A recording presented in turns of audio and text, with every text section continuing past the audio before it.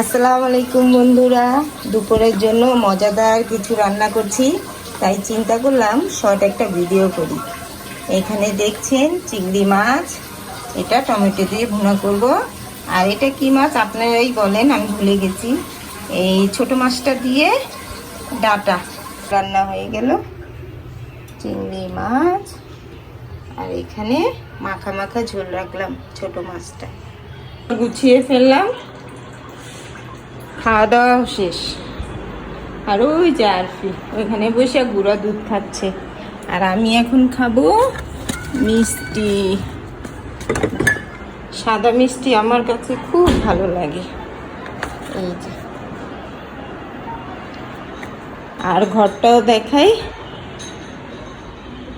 ঘরও গুছানো হয়েছে। এই তো প্রতিদিনের মতো একই কাজ।